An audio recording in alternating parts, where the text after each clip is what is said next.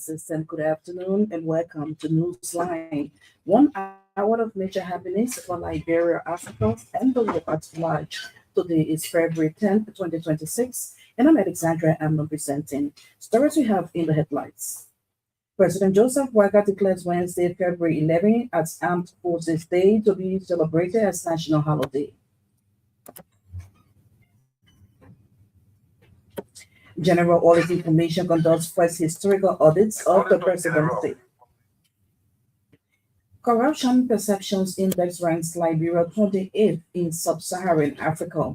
And away from home, Burkina Faso's transitional parliament approves a bill banning all political parties. These stories, the news bulletin sports, the news in simple English and French, plus our foreign developments are packaged for you on this edition of Newsline. But first, Grace Tower says the base with the news bulletin. President Joseph Boakai has declared Wednesday, February 11 and Forces Day to be celebrated throughout the country as a national holiday. The Commander-in-Chief of the Army also directed all military and paramilitary organizations within the country to organize and execute appropriate programs in recognition of the day. This year's event will be celebrated under the theme Securing Liberia Together, strengthening interagency cooperation against drug trafficking and emerging security threats. A foreign ministry release says special attention and honor will be given to the veterans of the AFL and the Coast Guard who have upheld the tenets of democracy and human rights during service. President Boakai in the release mandates all government offices, public and business houses to be closed on Wednesday. The proclamation is in consonance of the National Legislature declared the day of February of each year as Armed Forces Day to be observed as a national holiday. Information Minister Jerome Pia says an audit of the presidency has been carried out to promote transparency and accountability in government. Minister Pia said the exercise reflects President Joseph Boakai's commitment to good governance and proper management of public resources. According to him, the government is strengthening financial discipline across public institutions to build public trust. He noted that regular audits and oversight measures remain central to the administration's reform agenda. The Auditor General went on to describe that action as unprecedented. The Auditor General says this is the first time historically for the office of the President to be subjected to audit. The Information Minister also highlighted ongoing and planned road projects nationwide, including community gravel road improvements and major bridge constructions. Minister Pia disclosed that more road rehabilitation works will begin before the end of the dry season, including street paving and repairs on major highways. Information Minister Jerome Pia has underscored the importance of the 69th anniversary of the Armed Forces of Liberia. Minister Pia said this year's anniversary is being celebrated under the theme Securing Liberia Together. The theme, according to him, reflects the government's commitment to addressing emerging security challenges through collaboration. Minister Pia noted that the AFL 69th anniversary is focused on cooperation and fighting modern security threats. The Information Minister said the program, which will be held at the Barclay Training Center in Monrovia, will also promote peace and unity among national security apparatus. Meanwhile, Minister Pia noted that these efforts are intended to reinforce the military's role as a force for good and to promote peace and development within local communities. Liberia has moved from 29 to 28th spot in Sub-Saharan Africa on Transparency International's Annual Corruption Perceptions Index. The latest score means Liberia corruption fight is improving despite the menace being a serious threat in every part of the world. Scoring 182 countries around the world, the Corruption Perception Index is the leading global indicator of public sector corruption. According to the report, Liberia has a score of 28 this year, with a change of 1 since last year. The country is ranked 136 out of 182 countries across the world. Transparency International in the report urged leaders to act and tackle abuses of power and the wider factors driving decline, such as the rollback of democratic checks and balances and attacks on independent civil society. It said anti-government protests in many parts of the world show that people are fed up with unaccountable leadership and are demanding reforms. The index ranks 182 countries and territories worldwide by their perceived levels of public sector corruption. The results are given on a scale of 0, which is highly corrupt, to 100, very clean. The General Auditing Commission has officially launched its 5-year strategic plan, which runs from 2026 to 2030. Launching the plan in Nairobi on Tuesday, Liberia's Auditor General Gaswa Jackson said the plan represents a bold step to strengthen public accountability and reinforce institutional resilience. He also noted that the plan aims to position the GSC as a practice supreme audit institution that maintains international standards and delivers measurable values to Liberians. The plan contains 5 strategic goals, including transforming audit delivery, pursuing financial independence, enhancing operational excellence, leveraging digital transformation, and improving people and culture. Mr. Jackson called on the public, government agencies, and partners for sustained collaboration, adequate resourcing, and unwavering support to ensure the full implementation of the plan.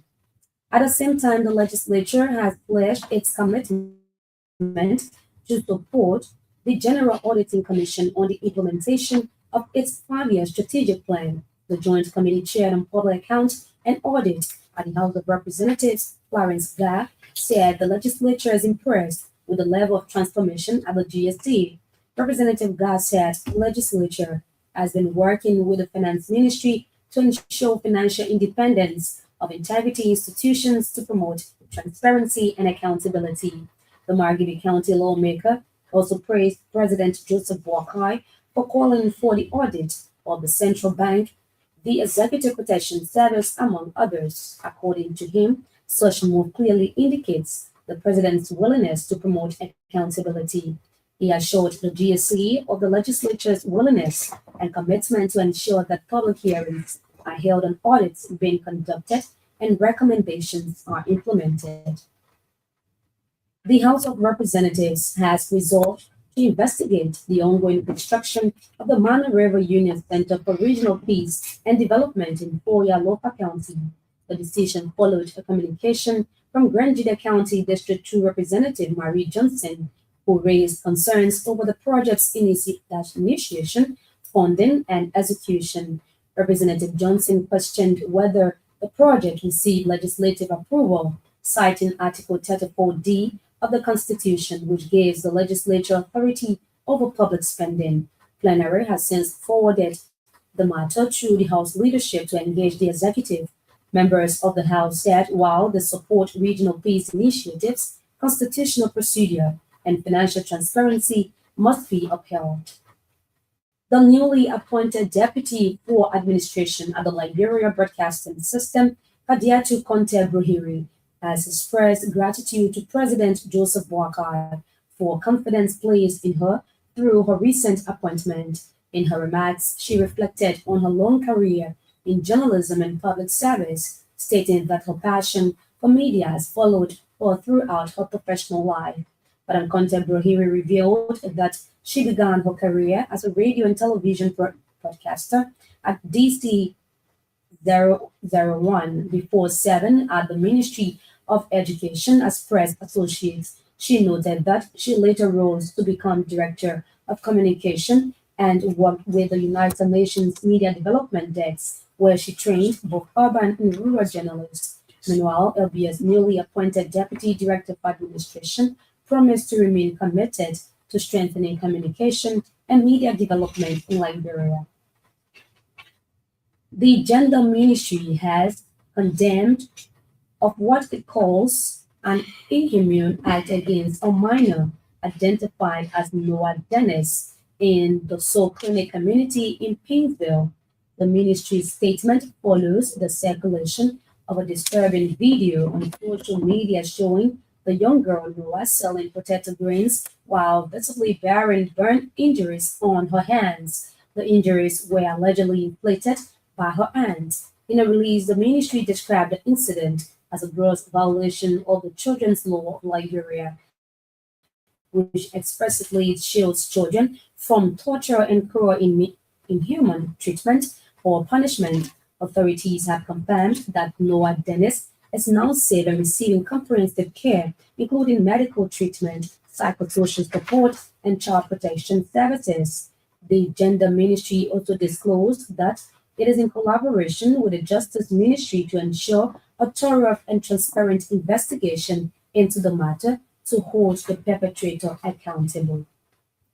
Margibi County Superintendent O.J. Morris has raised concern over the ongoing siege raining project in the county, citing lack of communication.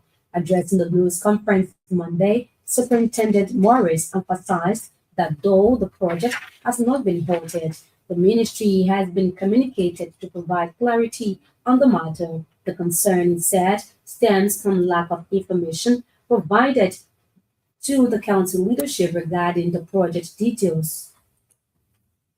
We have not halted the project. We have sent a communication to the Ministry of Health, the Minister, so that she will be aware that there are growing concern from my givings that have reached my office as Superintendent of my County.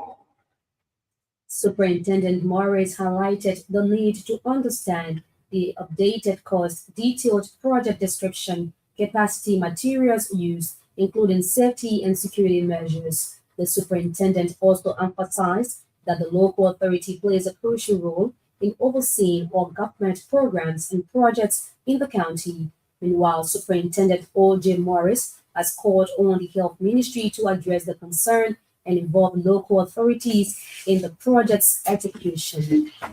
Residents of Waypo, Jokokan in Riverview County are set to benefit from improved healthcare with the ongoing construction of a new mini clinic in the area. The project being undertaken by Riverview County District 2 Representative Chople Wo is expected to bring significant relief to the community and enhance local health services. Previously, access to medical care posed a major challenge, particularly for pregnant women and vulnerable residents who were forced to undertake long and difficult journeys to reach the nearest health facility. Our correspondent said the new clinic aims to directly address the gap in access to healthcare. The construction is currently underway and is projected to be completed within the next 3 months. Upon completion, the facility will be officially turned over to the county health authorities for operation. Modalities have been worked out for the commencement of mining activities by Hummingbird Mining Company in Sino County. It followed an assessment tour of the target area by the leadership of the county, along with officials from the National Bureau of Concession and Hummingbird. During the tour, the county leadership and officials of MBC urged the company to implement the signed mineral development agreement in the interest of the citizens. Our correspondent named access to education, healthcare, and better living conditions, including relocation packages for affected citizens as some components of the signed MDA. The expected operations of human bird in the county, our correspondent believes will improve lives and boost economic activities for citizens across the country. The Liberian government has broken grounds for the construction of a modern judicial complex in Bonjaman, County. The 3.2 million United States dollar facility will be built on a 4-acre property and host various courts and judges' residence, among others. Our correspondent said at the groundbreaking ceremony Monday, Vice President Jeremiah Kuhn committed government to bringing justice to the ordinary people. Chief Justice Yamigweze then charged residents to take charge of the project, making sure materials are protected and the 1-year completion period is reached. Local chiefs, students, officials of government, and other dignitaries were in attendance, and cultural performances were highly displayed. Meanwhile, residents are excited over the project and are commending government and stakeholders for the initiative. Rehabilitation of major roads in District 5 Margibi County has commenced. The initiative is being carried out by Office of District Representative Clarence Guy. The political officer of the Representative Nelson Walker told ELBC that the move is part of campaign promises made to the people. On how many roads can be targeted on this process because the construction of roads cannot be done exclusively during the rain season. So our concentration is for this draft. According to Mr. Walker, Representative Guy in 2017 promised to create access to funds to market roads across the district to improve the livelihoods of citizens. The Margate County District 5 political officer noted that the ongoing road work is in continuation of many development programs taking place in the district, and that's the bulletin. The news bulletin is a regular feature on the Newsline. We will be back with the foreign developments later. As we have heard in the news, for the first time in the country's history, the office of the president has been audited. Minister Pierre, addressing the Ministry of Information, said the move by the General Auditing Commission is a great step towards transparency and accountability at the highest level. He spoke Tuesday in Monrovia. Too many different things are happening in the country that people don't pay